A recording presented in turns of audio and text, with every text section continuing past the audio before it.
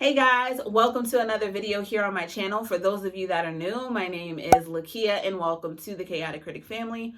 For my returning subscribers, welcome back. Here on my channel, I share planning and organizational videos, plus so much more over on my blog, chaoticcritic.com. The link is always in the description box. The whole premise of my channel is to share with you guys how I'm crushing the chaos in my life with hopes that you'll be inspired and encouraged to crush the chaos in yours. Today's video is going to be a continuation of the conversation of using more than one planner. I recently posted a video about my current system and how I'm only using 2 planners. And I posted on my Instagram all of the planners that I've used so far in 2020. And I wanted to go more in depth and share with you guys. I've done a lot of planner lineup videos this year alone. I've also shared planners that I've ditched and why I've ditched them.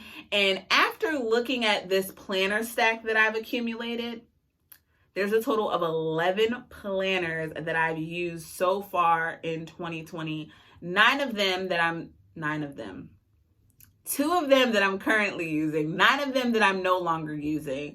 And I realized that one of the problems for me in using multiple planners is keeping up with it, right? So this is what I mean by your planner meeting you where you are in your life, and having your system complement that. Now, at the beginning of the year, we all have lofty goals, myself included, and I create this stack of everything that I want to track. I wanted to have a planner for my mental health. I wanted to be able to use my stickers and deco and all that and have a fun planner, aka memory planning. Then I got a goals planner. I wanted to just be able to have a place where I can focus on my goals, nothing else, just goals, goals, goals, goals, goals. Then finances. Finances needed something, and then I needed something for face planning. And then I just found myself not reaching for anything really because it was overwhelming. So let's go ahead and get into what I used this year. So at the top of the year, I was using this. I shared videos setting this up, modifying it, trying to make it work. And this is a half-letter Discbound system. So the cover as well as the disc are from Staples. Love the art collection. Love that there are a lot of shops that are now offering half-letter sizes for the covers especially. I know Cloth and Paper does. I believe At Home with Keita shop, Fancy Plans does. And I know as far as stores, Office Depot has tools, Staples has the art collection, and then also Levenger online, you can get half-letter stuff, which I think is their junior size. So I love this. I then also realized that I'm not a minimal planner, and a lot of the times when I'm setting things up, I'm looking at what other people are doing, and I did a video on not falling for planner trends. I fell for a few trends this year so far. So it's kind of inevitable sometimes. You see it all the time, and it's like you just have to get it. So this I started using it in October of last year, and then I committed to it for January. I was like, I'm going to use this for this year. I love that it was the Discbound system. It was smaller than the classic HP, which was too big. This I'd still be able to bring around. I'd be able to bring around as in take out of the house with me if I needed to. The disc gave me the flexibility to move the pages around, but the inside just wasn't bringing me joy because it was very, very bland. I tried adding in dashboards and all that. This is just not me. So this is now just my reference book when it comes to solidify things for Chaotic Critic here on YouTube. That is what I'm using this for because I still love the system. It's just not what I need in a planner. Now, this I was using up until about March-ish, and I stopped using this because when the pandemic hit and life as we know it came to a screeching halt, this just wasn't serving me any purpose. So I wanted to downsize since I didn't have much plans, and that is where these 2 came in. This is my mini HP, which I then in that moment realized is the same size as a B6. And the top is a B6 grid sequence notebook. In comparison to Astrology, the paper is much brighter. It's like white paper. And it's a smidge smaller than a B6 Astrology, but they're both grid. This paper is much thicker. And again, it's bright white. So I wanted to have just everything in one planner. I tried to do it with this. I tried to mix my journaling and planning in one space.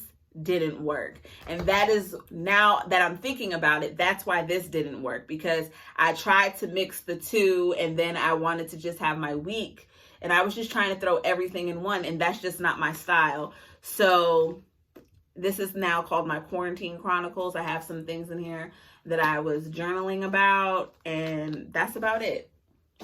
Then with this one, I was using as a replacement for this. So this was just a downsized version of the half letter. It was my catch-all. I did include a little note section for writing projects that I was working on. Barely even touched that. So I could have honestly used these two together to just have this as my journal and this is my planner, but then I wanted more space, and I downsized because I didn't think I needed space, but then I wanted more space. So these are just, it is what it is on those. As for what I'm currently using as my catch-all, since those didn't work out, I'm using this line notebook from Target. It's back to this like half letter size, which is close to that of an A5. So it's a little bit smaller, but in that same family. And this is from Target. It's just a lined notebook. Just a regular lined notebook. And I did do a video recently on how I turned this into my dream planner, but I have it divided into two sections. I have a planning section and a note section, and it works out for me. So far, so good. And I've been using this since the end of June. Then talking about I needed a planner for everything at the beginning of the year. I had this one from Dollar Tree, which was like a budget planner. It's an undated weekly and monthly. And I was trying to I'm gonna track my expenses. Me and my finances need to have a group chat and get it together. It's not working. Then when it came to faith planning, I had these two. I have this one from Paper Sunday, which I love this notebook. I love that it's personalized and it has scriptures with my name at the bottom of the page. I was using this for sermon notes. And then this one, the Hello Revival Devotional. I reviewed both of these here on the channel.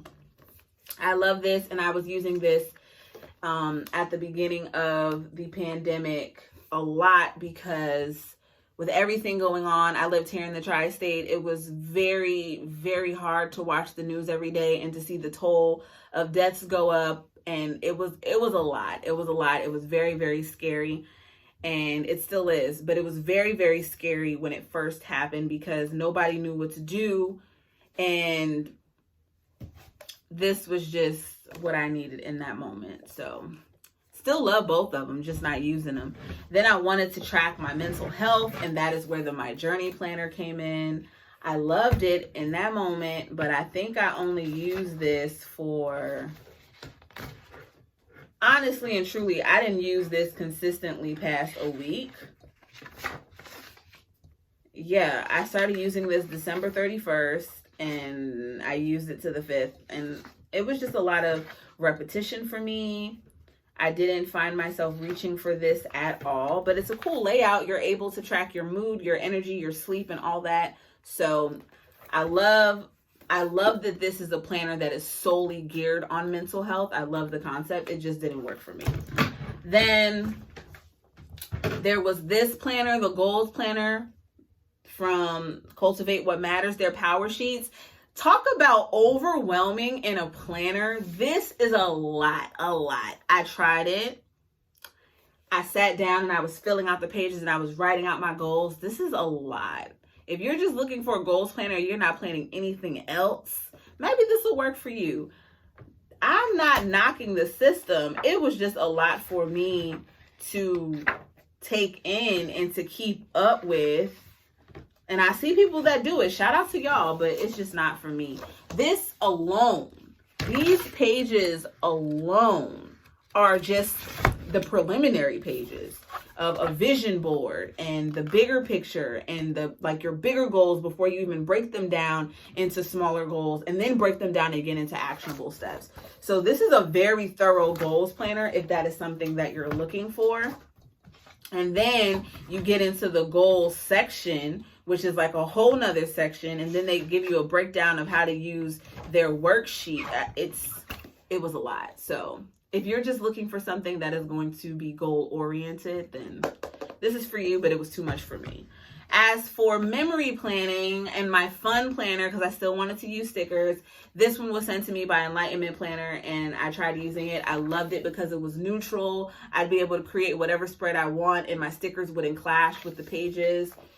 Didn't use it for more than a month, but I am currently using this one from Michaels, and I love it. It's an 18-month planner from July of this year into December of next year. And I share Plan With Me's on this. If you guys want to see more Plan With Me's live, you can check out my Patreon where I'll be doing more stuff with this planner over there. But that is my dynamic duo at the moment. Where is it? Where is my other one? Okay, so that is where my dynamic duo comes in. Just these two. This is all that I'm using. And when I look back to these two, I just had an aha moment of this is basically this. But I have more structure with this than I do with this. Meaning that with these two, I had my plans all in here, and then I could journal and vent inside of here. While I have all of my plans in here, I can still journal and vent inside of here, but the structure that I'm talking about is because it has a monthly. It has the weekly. It's done for me. I don't have to do anything. I don't have to create these lavish spreads and everything. So while I still may go back to this notebook every now and then if I feel like it, haven't done it in a while, but if I feel like it, I can. I have the flexibility to do that. But this is just working so wonderfully for me right now. And after seeing all the planners, the 11 planners that I've used so far in 2020, these are the only two that I'm left with. And I'm happy and I'm content. They're meeting me where I am right now. It's giving me the flexibility that I want to still have that bullet journal feel in creating my own spreads week to week, day to day if I choose. But then also having that creative outlet to plan. And I've always loved the vertical style, and Michaels is really stepping up their planner game with all that they have available in store. And this layout specifically, I just love that it was neutral. In comparison to the Enlightenment planner, I like that it was the vertical style that I was familiar with, which is broken into these 3 sections. So I've been having a lot of fun with this planner. I've been sharing it with you guys. You're going to see more of it. You'll see even more of it if you join my Patreon and all that good stuff. But this is what I'm down to. And that's that. So I hope that that was entertaining. It was actually eye-opening for me to see everything that I've gone through and have that aha moment of, Lakia, you using multiple planners can be overwhelming. Now, if you want to use multiple planners and it's for different sections in your life, like you have one specifically for work, you have one specifically for home, you want to have everything else in one, or you have one for whatever your hobby is, whatever your business is, it could be a side hustle. That is when you kind of break things down, when you can't keep it all together. It's really about finding what works for you and the areas in your life that would actually need a completely separate space. So that is my take on using multiple planners and how it has and has not worked for me. So let's continue the conversation in the comments. Let me know how many planners you use so far in 2020. How many are you using now? What's your current lineup? Let's chat there. Be sure to check out all the links in the description box. I'll have related videos on all these planners. I'll have products, links to purchase them if you would like. And if you guys are interested in having me help you with your planner system, check out both my Patreon and my Crush the Chaos coaching. I'll have that linked below where I can help you on a more one-on-one basis. Crush the chaos and get your system together. Of course, I'll have the links to the blog and Instagram. The blog is chaoticcritic.com. My Instagram is @chaoticcritic. If you're not subscribed to the Chaotic Critic fam, what are you waiting for? Hit that subscribe button and the notification bell. And for all of you that are, I thank you. I love you guys. Stay safe, and I'll see you in my next one. Bye.